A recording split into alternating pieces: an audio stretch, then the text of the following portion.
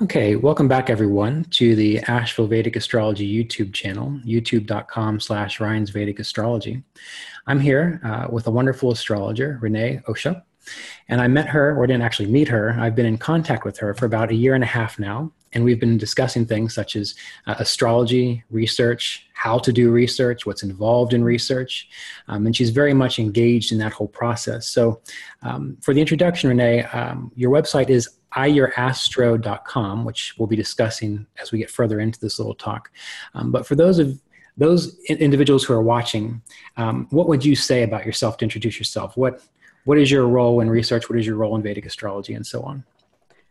Well, thank you, Ryan, for that nice introduction. I guess I want to first tell all of YouTube that I am nobody. I'm not an expert in science. There are experts in science and the philosophy of science, the history of science, and science itself who are doing some work in astrology. I'm thinking of like Ken McRitchie and Robert Curry, for example, and some great anthropologists who are specializing in a high academic manner specifically on astrology. I am not they. I just have some experience, professional experience, it's true, but from like 25 years ago at this point, working as a professional in the industry of science. So that does kind of put me a little bit on the far end of the curve, relatively speaking. But in truth, if anyone wants to say, well, does she have exceptional credentials? Not too much. No, not really. But I was a worker in science. Yeah. And you are a Vedic astrologer, correct? That's right. Yeah. And it's important to remember that, despite her humble appearance, very humble appearance, her humble presentation, we can't forget the fact that anyone who's been involved in any kind of research with astrology, that's already in the 0.02% compared to most people in general. So right. Don't be too humble, but it's all right. I understand. So how long have you been working with Vedic astrology in particular? Oh gosh, when I entered my Saturn return, I went to the Asheville Vedic Institute. In those years, that was around 1999 to 2001, a very special event was occurring there, where Dr. Ladd was teaching upstairs and Hart Defoe was teaching downstairs Jyotish. Wow, mind-blowing. And I kind of specialized in the Jyotish. I couldn't help myself. Hart let me see an advanced class when I didn't know anything. I mean, he just like pulled me out of the crowd. It was wild. And the first thing he did was write an empty Jyotish chart.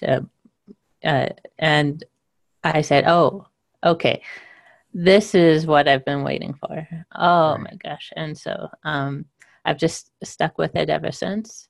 The study of it, and now the teaching and such of it. So was this before, after, or during your stint at MIT?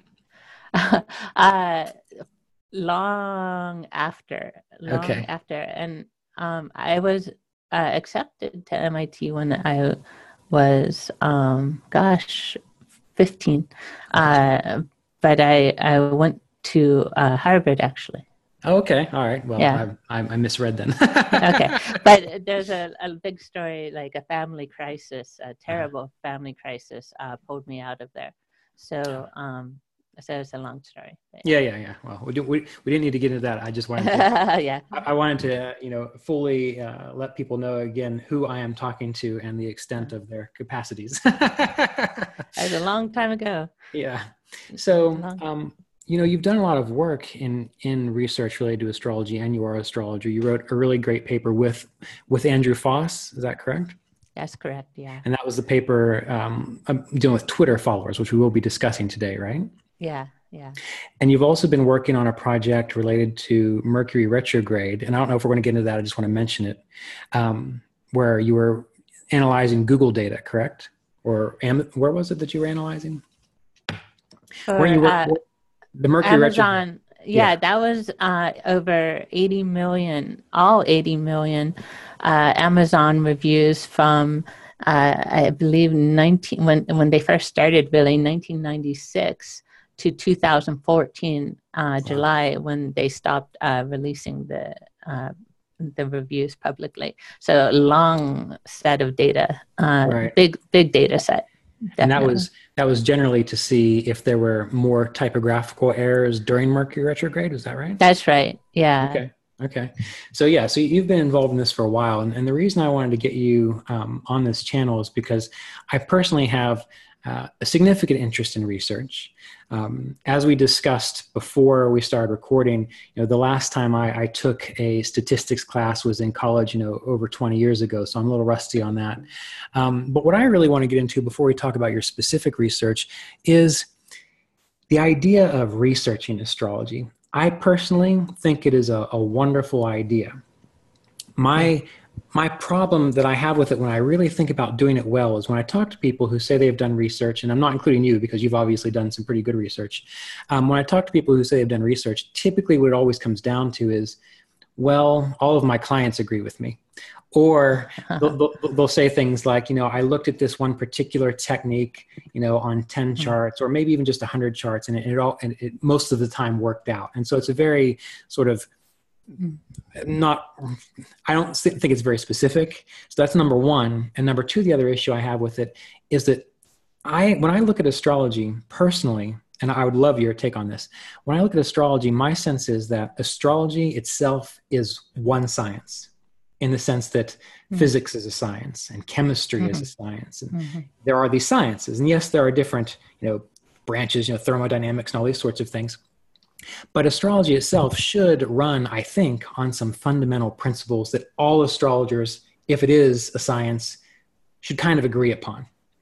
So I'm curious, in your mind, when you hear that statement, what does that bring up for you? Do you agree with that? Do you have any thoughts on that? And do you understand what I'm trying to get at? Because I'm not sure I am. Yeah. Yeah. I mean, a few thoughts arise. One is that even in regular science, and we might be using that term a few times today, biology is starting to merge with physics. And physics is starting to merge with biology.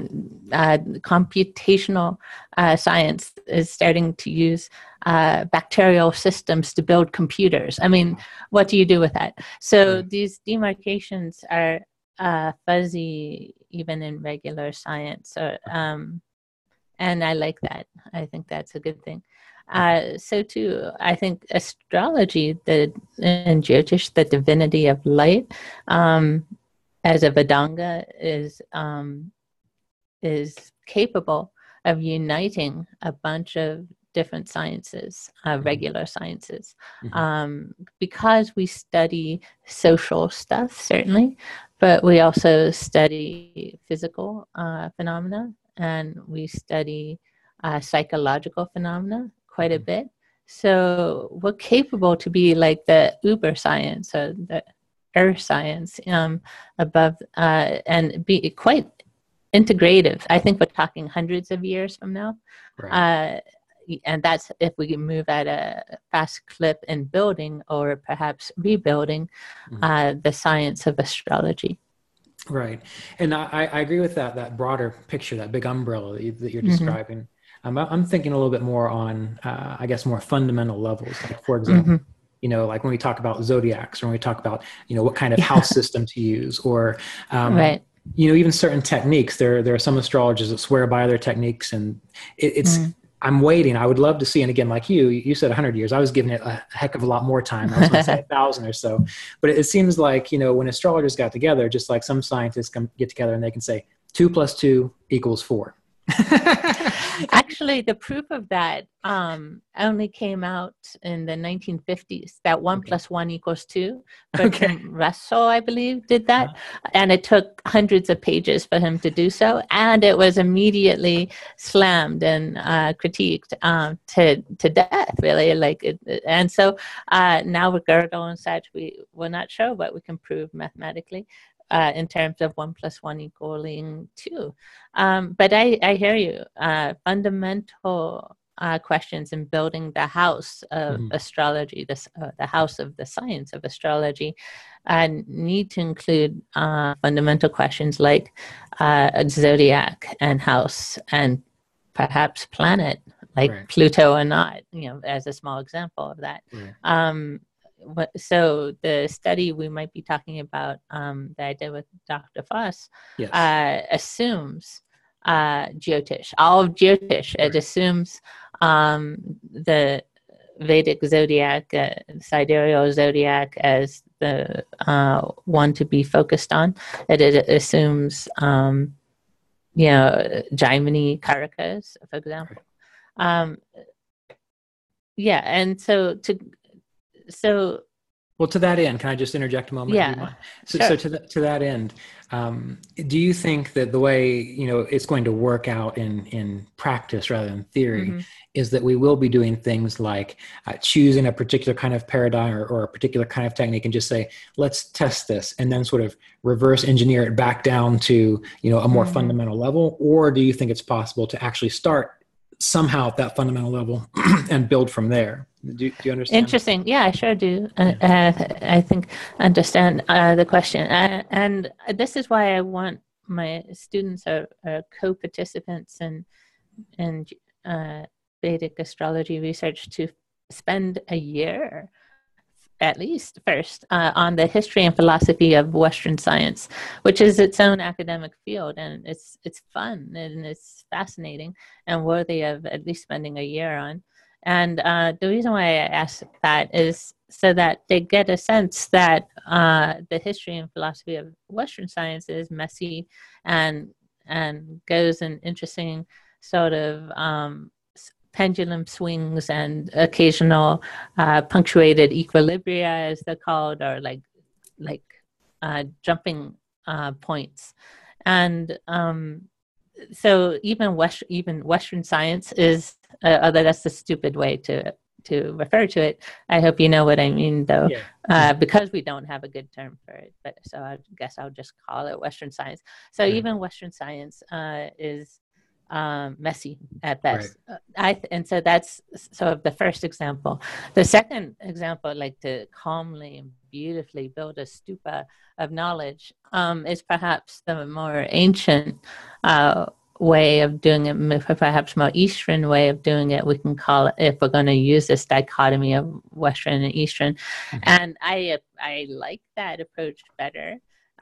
It's more aesthetically pleasing, and I think heart-based pleasing. But it's and it's been done. It's been done.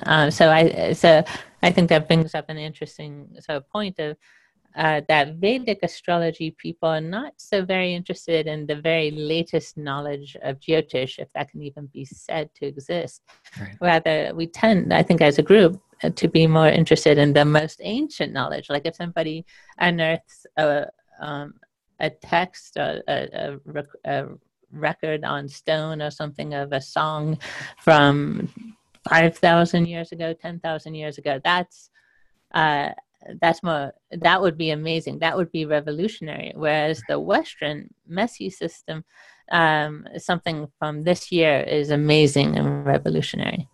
So I think that's a really interesting sort of two-pronged approach to what is really knowledge, the edifice of knowledge that we all need, love, and deserve. Right. Good. So going from that idea, let's go ahead and segue into your work.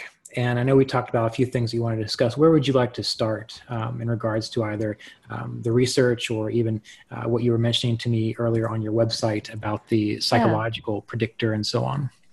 Yeah, I'd like to start there because this is maybe a good moment to bring up another sort of dualism, and that is between scientific research, like science, let's call it, and technology.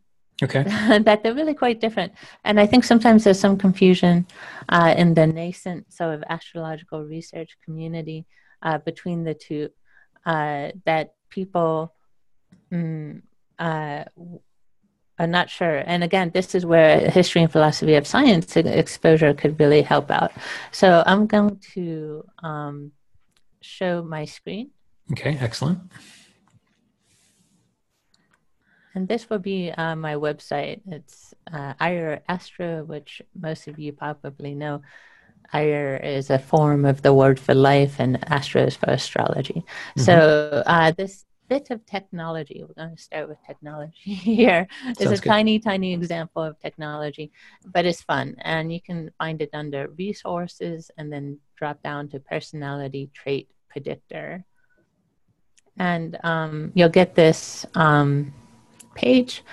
And I won't read it for you, but in short, it's using a fairly well-regarded way to describe personality. And this is where science is referred to in technology, that technology tends to need to refer to some bit of science.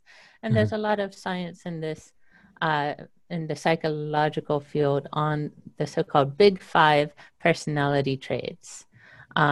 You can click on the Wikipedia page link if you want to read more about the science of that. But basically, it's the idea is that there's five fundamental, non-overlapping sort of personality traits of extroversion, agreeableness, conscientiousness, neuroticism, and openness to experience. Mm-hmm. And there's a form down below that asks for your birthday, and I'm just going to make up someone. So I'm going to say January 11th. Might be less ambiguous if I type it in January 11th, 1990. Although if there is ambiguity, it's set up to ask you about it. So don't worry too much. And I'll just say 9 a.m. in New York, New York. Okay. And this is the next bit is where you just simply tick off. This is all private. There's no record by us of any of this entry unless you click on OK to retain here at the bottom to feed that data into the AI. Also, it will be anonymous even in that case. Right. So I'm going to say I'm extrovert, agreeable, not conscientious, neurotic, and open. Okay. Now, extroversion, these all have technical values, and it's not better to be extrovert than an introvert. It's not better to be conscientious and non-conscientious in this model. It's simply conscientiousness, for example, means efficient and organized. Non-conscientious in this model simply means easygoing and careless. Neurotic has such a charged word in our language, right? Yeah. But it's not better in this technical or scientific kind of model to be neurotic versus not neurotic. Neurotic is sensitive and nervous, not neurotic is secure and confident, and so on. So I'm not going to click on OK to retain because this is a made-up example and I don't want to screw up the AI. Right. So we click on submit. And it's doing tons of churning of calculations in the background. 30 seconds worth, I believe.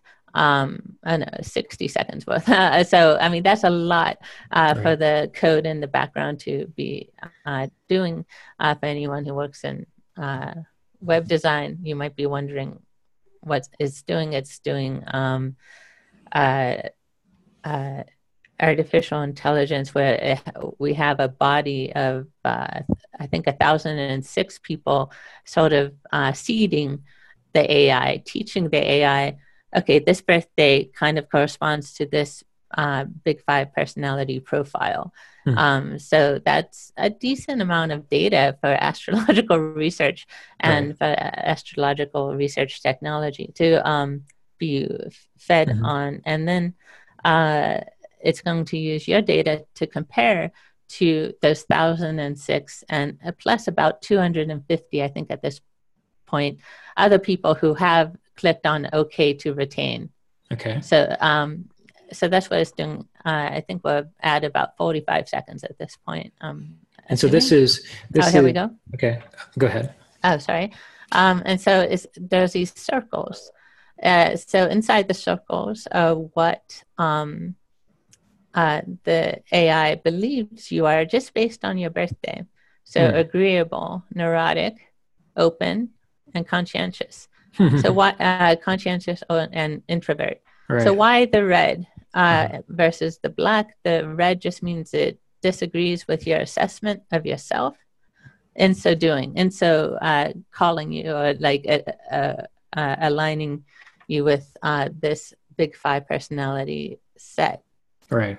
So that the black is it agrees with your self-assessment, and the red is that it doesn't agree.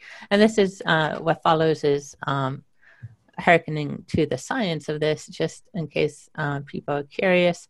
So like the blue is a randomized input. So juggled profiles, juggled charts fed into the AI and its success rate of those juggled entries. And so that's random. The little dashed orange is where the AI is with real data. So the so-called null hypothesis out there in the science is that there's no difference between just juggling any old chart in and getting this profile out versus real profiles and getting data from that. Right. So that would mean that the orange would align with the blue. And as you can see, it does not. Here's an example in extroversion where there's quite a big difference. And then, by the way, you can avoid everything under the graphs if you're not interested in the science. This bit under the graphs is just for the scientists out there who want to know, well, am I just guessing, or is the AI just guessing? Or is it using some usable methods for these predictions? Or is it just like a magic 8-ball where there's nothing? And so where the orange lines are, that's what, is that what you put in, or is that what the AI determined? The AI does that fresh for each entry. Okay. And the blue, that is based on previous input, correct? Yeah. Okay. So when it's a little bit different like that, like for example, in the blower one that we see here, we see it looks quite a bit different than say the one up above it. Actually, each of these is statistically significant. It's just that the bottom one is most viewable because it's visually biggest. Right. Okay. But as you go down, you'll see that each one of those, if you go to the p-values, each one of those is far less than 0.05. For example, agreeableness is 0.001. So I think that's the top one. Oh no, that's openness. Agreeableness, second one. And so that is enough of a difference to be statistically significant. Right. But if it was like way down at 0.2, would that that would also be statistically significant. What would not be is if they overlapped. All right. Good. That's good to give a little insight into how this is being read. Okay, good. And this is all based on, so you put in the birth date, you chose, what the ideas were. And since this was random, this wasn't for anyone in particular. For people who do this, they're going to put in their actual birth information, and is it going to create, like behind the scenes, is it creating like a chart? Is this like Andrew Foss software back there?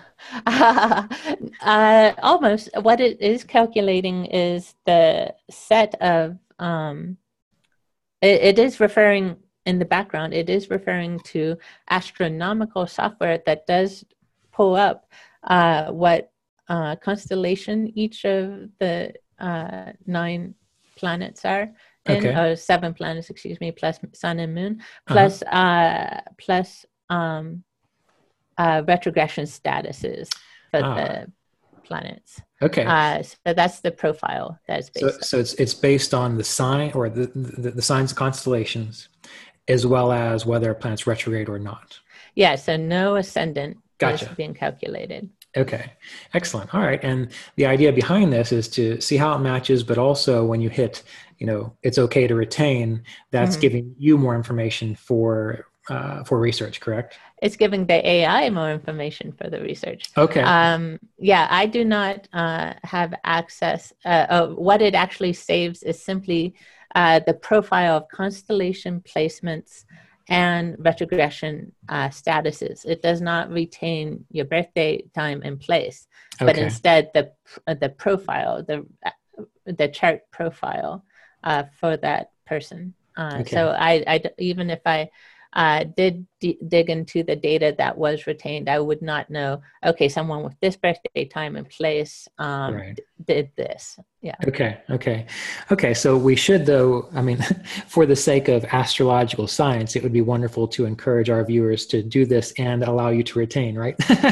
Of course, I would love that, please. Okay. All right, good. Definitely. We'll do that. That's excellent. All right, thank you. Sure.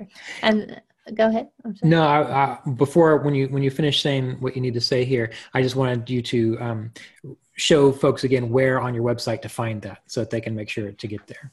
Yeah, let's do that. Yeah, Hold on one second. because as I've always been told, you need to tell someone something, tell them what you're going to tell them, and then tell them again. So. Oh yeah, absolutely.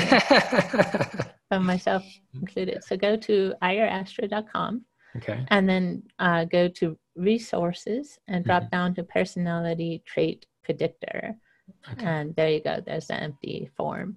Excellent. Yeah, there's so I showed the science behind it that I generated at this PDF. So of course you're welcome to download that PDF, and it shows how I came up with this, why I thought it would work. And with the 1,006 people, the data from that, the really interesting sort of characteristics. I'm not sure if this will pull up nicely. Let's see if I can make it bigger. Here we go. So this is that write-up that I was referring to. Okay. And it talks about my flow chart for the coding. And so some really interesting differences of the placements of the planets and how there is statistically significant differences. For instance, Pluto retrograde with regard to neuroticism. If Pluto is retrograde, internalized, someone would be less conscientious than if somebody has a prograde Pluto. Huh. So, these kinds of things that are starting to support the firmament of astrological research. Let's see if there's another difference that's really cool and compelling. For example, a lot of differences between placements in Scorpio and placements in Taurus. Like this is actually a good example for openness. Saturn in Taurus is going to be a lot less open, or the data shows that such placements for people have neuroticism much lower than Saturn in Scorpio. And what's the one above Pisces? These aren't just zodiac. I mean, these aren't just astrology sign. Oh, right. Yeah, I decided with somebody else when we were developing this that we should use the full zodiac of the astronomer's zodiac. Okay. So that includes Ophiuchus, I'm not even sure how to pronounce that. Cetus and so on. Yeah, it uses the Western, like not just tropical zodiac, but the astronomer's zodiac, so that people, when they took the initial test, couldn't say, oh, Saturn is in Scorpio, maybe right. Saturn's in Ophiuchus. So who in the general public knows in the astronomer's zodiac where the sun sign is? They might, right, and so on. So. Well, that's good. And that's interesting, because one of the things I've always had an issue with in any zodiac is, for example, even sidereal, when you look at Virgo, Virgo is 44 degrees in length. How do you, right. So with this, Does that mean that using this zodiac, that they're obviously not all 30 degrees. They're looking at, like certain segments of space, like 7 degrees for Scorpio or things of that nature? Exactly. Yeah. Okay.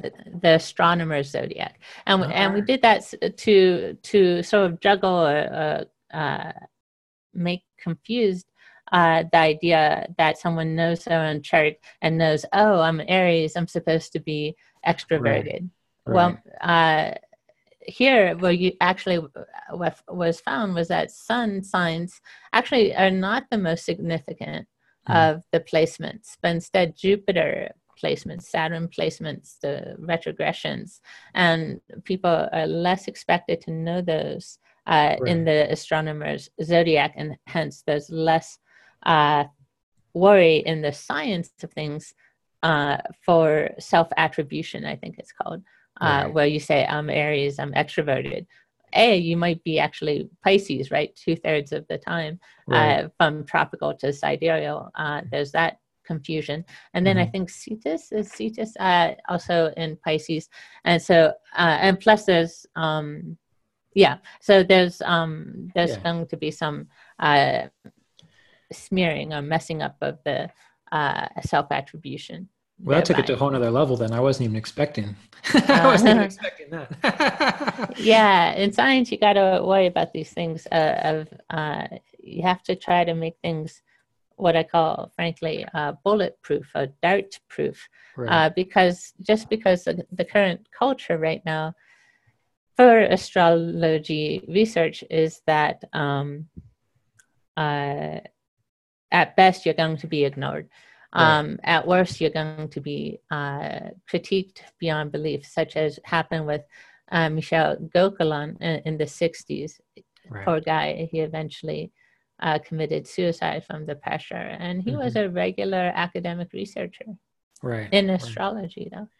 And is this from, I see that you've got Kepler quiz here. Is this related to the Kepler Conference? That's right. Yeah, I gave a few talks at the Kepler Conference. And so they're doing some really good work, pulling together astrological researchers, astrological sort of historians, such as Robert Curry, who wrote an amazing paper, academic paper, critiquing the critiquers of astrological research. I highly recommend you guys look that up. He basically, in an academic way, demonstrated that the so-called main criticism of astrological research being that there's no demonstration of any utility whatsoever to astrology is false. It's brilliant. It's highly recommended. Did he turn this into a book? Because I thought I have a little skinny book of his that seemed to do that same thing. Or is this something different? A very thin book, right? Like a little paperback book. Yeah, I think it's called a monograph. I think it did get turned into a monograph.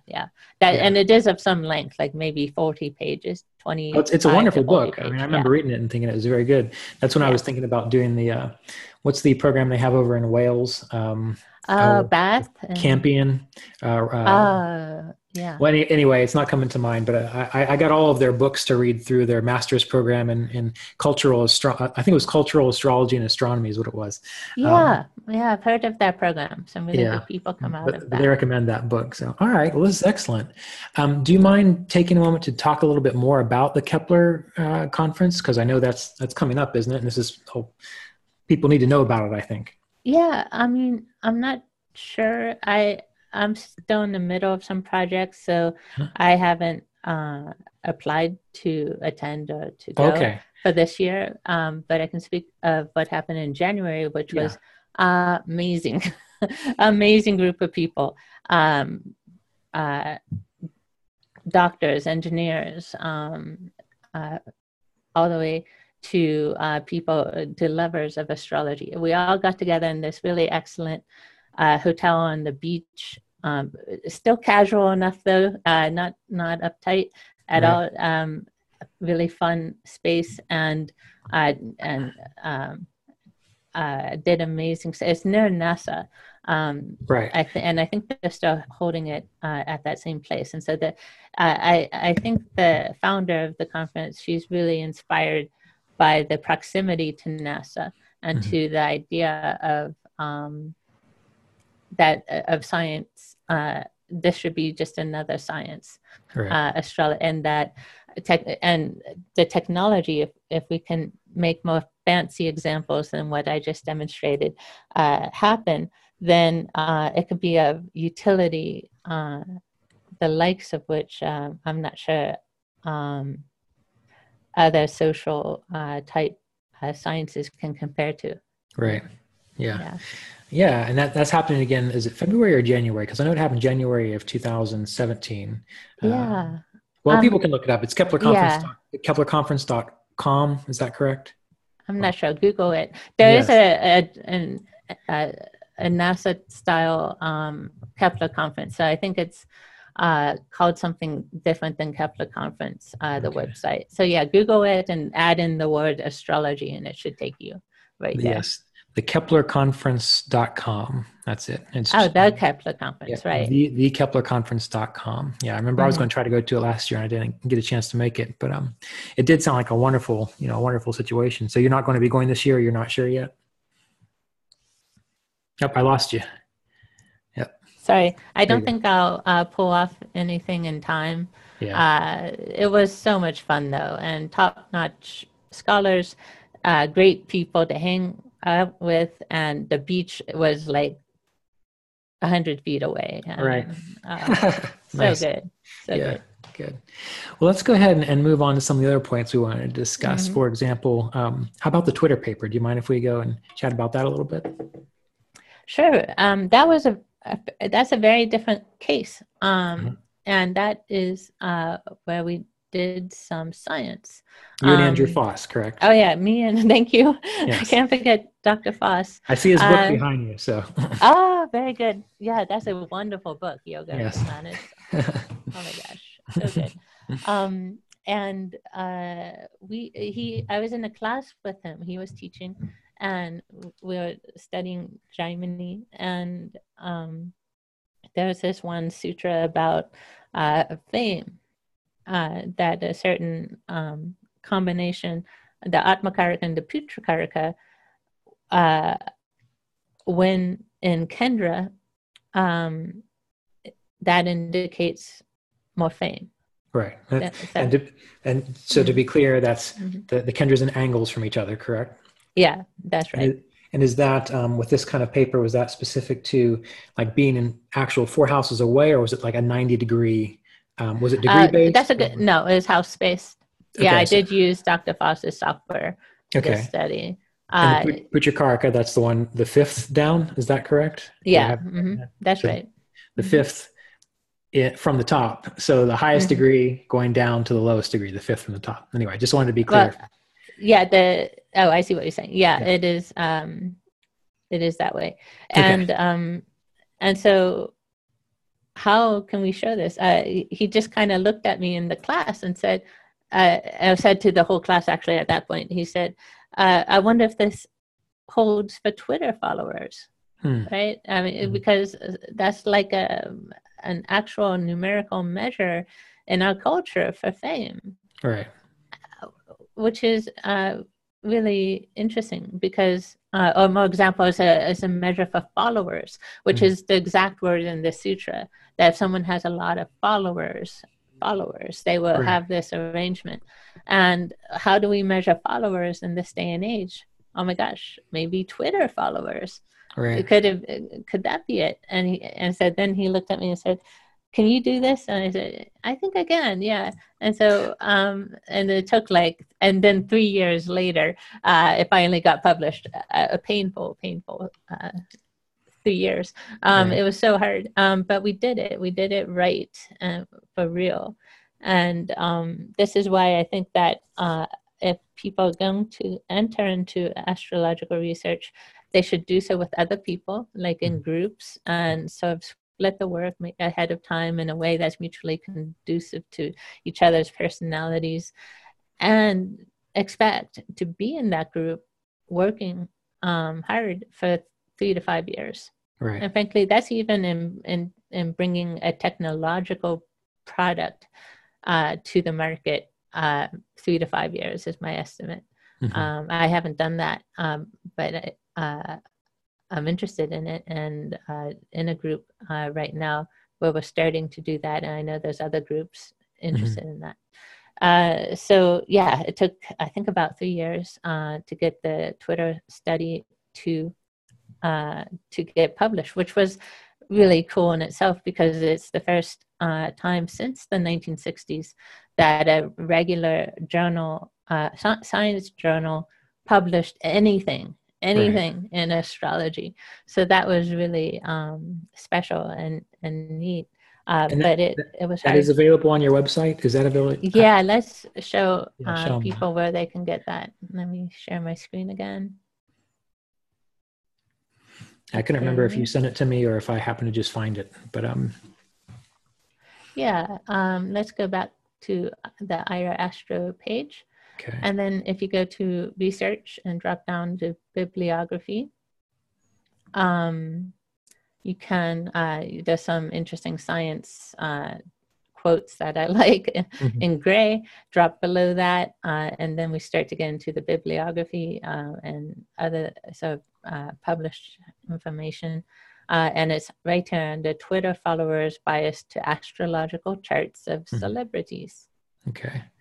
And so with this paper, when people go and read it, I know when I read it, I got the general idea of it. But since, like I said, I hadn't really been into statistics for 20 years, there were many things that I thought to myself, okay, I have no idea what she's saying here or Andrew's saying. No, I'm sorry. No, it's okay. It made me want to go back and restart studying my my statistics, but I didn't really want to go take another college class for that. So can you give us just a general idea of number one, just restate again what you were studying and why, and number two, what was it that you found through that study and through that research?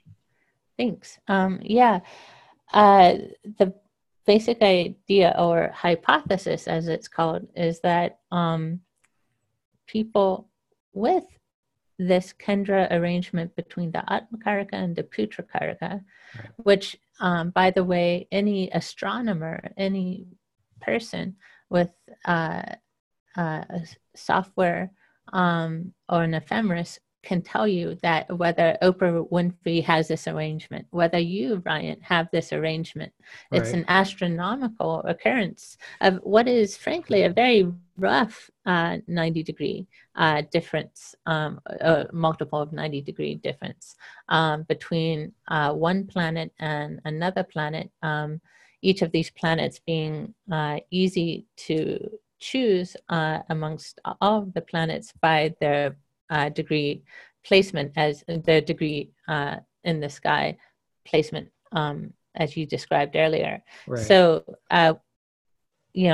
Justin Bieber, I think, was the person when we did this who had the most followers on Twitter. Okay. And that snapshot was publicly available. The right. top 1,000 of people with Twitter followers is available at any moment. And they might not be celebrities, by the way. It's interesting.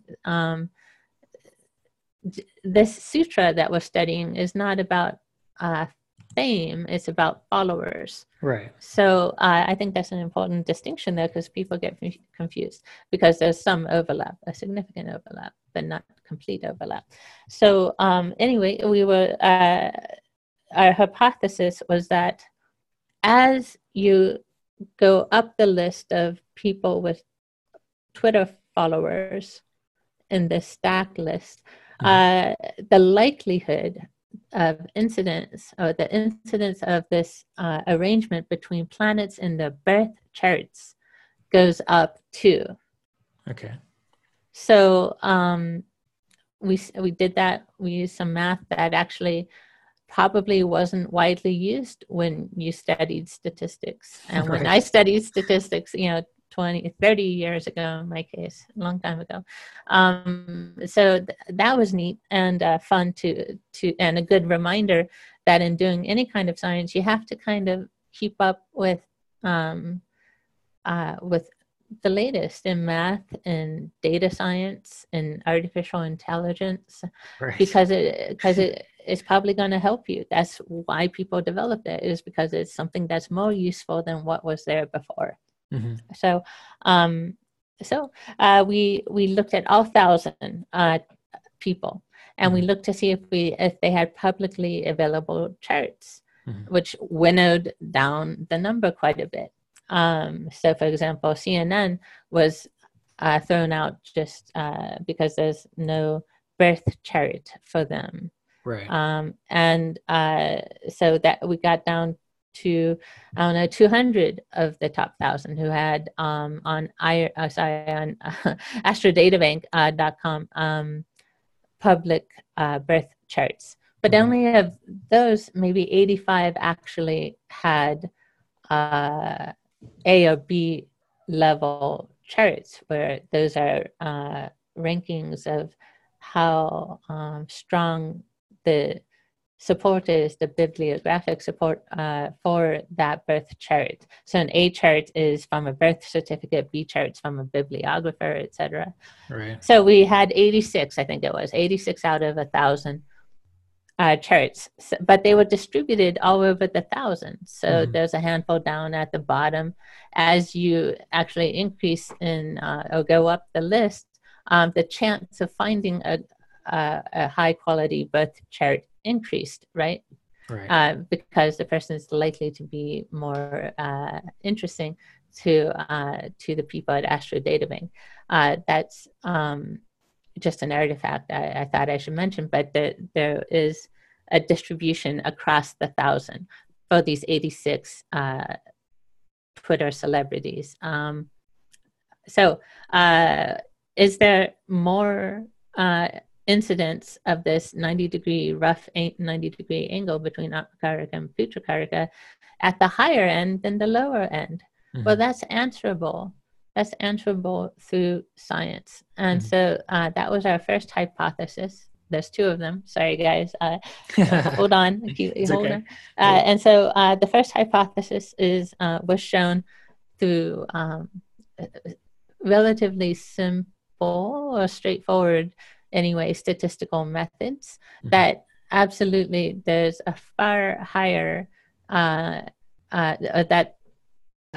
there is a far higher incidence of this arrangement at the upper end, like quite dramatically. I'm sorry, this is what we labeled hypothesis number 2, that showed that at the upper end, at the top of this list, there was by far much more incidents, to the extent that people in the top 100, I think we had 8 charts that was specifically in the top 100. No, 13, I believe, 13, 14, something like that. It's in the paper. 100% of these people had this arrangement. 100%. Wow. Whereas if you go down to the bottom of the list, or the A, B ranking charts that we had for people at the bottom of the list, only I think 56% had this. So, and then it moved up in a nice curve, a logistic style curve between the two. Right. So yeah, that hypothesis, checkmark. We were able to show that as you go up the list, the incidence of this goes up to 100%.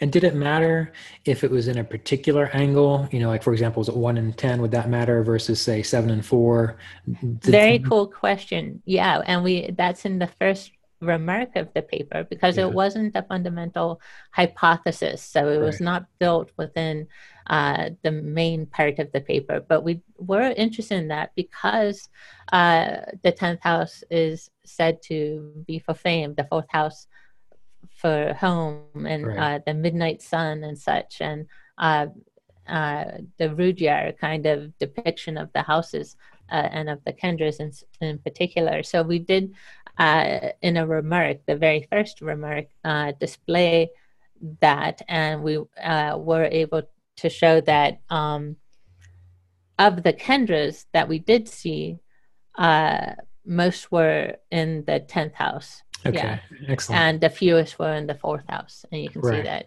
distribution in the paper. I could also pull it up, but I don't want to. to be Yeah, they can they can take find a it photo. and follow Yeah. along. Excellent. Good, good. Okay. And then the other hypothesis was to say, well, are there more of these kindred relationships in the celebrity charts as relative to the everyday population? And I Right. think this goes to the heart of what a lot of astrological researchers want to show. Hmm. Like they want to show some arrangement, right? I don't know. Western astrologers can get really interesting and creative with those. And okay, so there's a lot in, say, airline pilots.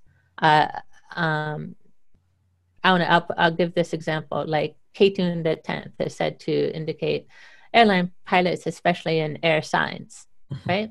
Right. So that's a kind of something that verbally has been communicated to us in Geotish. So let's test that.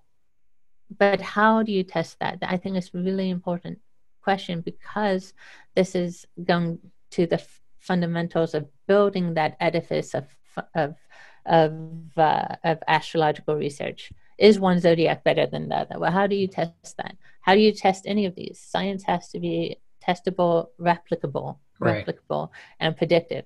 So let's back to our example of the airline pilots. You get a bunch of airline pilots, as many as you can, and you compare it to as many as you can of non-airline pilots. But how do you get enough normal charts? What does it mean, in fact, in Geotish in astrology, to be a normal chart? Right. Maybe, for example, the skewing in the comparison group. So this all goes to the fundamental question of a comparison group and how do you generate that? So how do you generate a comparison group is something we had to look at in the Twitter paper for the first hypothesis, to compare in the top 1,000 are the more compared to the general population. And that's where the kind of fancy new math is really helpful. What we did was generate a comparison group through in a theoretical manner through the juggling of components of the celebrity chart, because the fundamental criticism is that going back to the airline pilots for comparison, maybe we just got a group of people who are non-airline pilots who have a lot of K2 in their 10th house. I mean, maybe we were skewed in some way or drawn to people in a certain year, or a certain time of day, and so how do you generate a fair comparison group is the question. And that's where the bootstrap resampling method is I think so helpful, so key, and can be used by others. It's actually like an explanation is simple. What you do is take the airline pilot's charts and juggle the and this is all from science. This is from a PhD thesis from Stanford in 1979, I think. So it's a legit approach. And that was really exciting when we discovered it and could use it so well in astrological research. So you just you generate a fair theoretical comparison group by juggling time of day, place of day, place of birth, time of birth, day of birth, in random fashion enough times so that you generate a distribution for all of these theoretical births that cannot be said to be skewed as compared to the group you're studying, the airline pilots, or in this case, the Twitter celebrities. Mm-hmm. Okay. So, yeah. I'm following. Okay, cool. I wish I would have had you to talk to when I was reading the paper, so this is great. Oh, great. Yeah. And this is also why it's great to work with people, right. so that you can bounce ideas off of each other. So you can explain things to each other and say, am I sure I understand this? Right. I remember going to a PhD lecture once, and the person had to reduce the fraction of 6 divided by 8. just as a kind of artifact of what he was Right. giving as an example for a PhD thesis. And he's very smart, very smart guy. And just in the moment, he couldn't do it, because he was thinking such fancy stuff. Right. And so it's good even for the best minds, the best researchers, to have each other to work with. Mm-hmm, mm-hmm. Good. Well, I'm assuming it's probably a joy to work with Andrew. I've had a few conversations with him, and he's always sort of on the ball about things. He's such a gentleman scholar, I think of him as. Yeah, he's really good. Good. All right. Well, we're getting close to the time we have, or I'm able to set aside for today, and I think that we chose to set aside for. We've covered a lot of good ground, a lot of interesting ideas, and I'm really going to drive people to go contribute to the AI research that you're doing on your page. But before we conclude, is there anything else you would like to share? Any final thoughts about astrology and research, or anything you've learned that you think others might benefit from hearing in closing? I think to work in a group is really key. I think to take. I know, it's hard to kind of pile on top of our regular responsibilities, extra things, but to start with a history and philosophy of science class could be really good. To have the first years of a science or math background in a regular college environment could be good. And the idea there being to not study science and math despite being an astrologer, but study science and math because you're an astrologer. Right. Yes. I think that's an important point that a lot of people miss. When you read certain texts, it says the best astrologer not only will have good intuition, but will also be a master of sciences and languages and geography and everything else. Right. And it's true. You do have to be that. So let's work together and, find your group, your pod, your group of friends and capable people that you can work with for 3 to 5 years. And let's do this. We can do it. It's doable. Yes. Doable. Well, obviously you've been doing it. So good. Well, thank you for coming on the channel. It was really a pleasure to speak with you as in person as this can be for now. So thanks again for being here with us. Thank you, Ryan. You're welcome. And those of you who would like to reach Renay, again, you can find her at ayurastro.com, or of course you can rewind through the video to find little ways of contributing to her research and so on. And she's also available for sessions too. Is that correct? Yes, sir. So you're not just a researcher, you're also a practicing Vedic astrologer. The astrology pays for the research, for the computers and the software and the time for the research. Yeah. Excellent. Well, find Renay, support her research, and let me know what you think. So again, thank you very much. And it was a pleasure to spend this time with you. Thanks, Ryan. Peace. Bye-bye.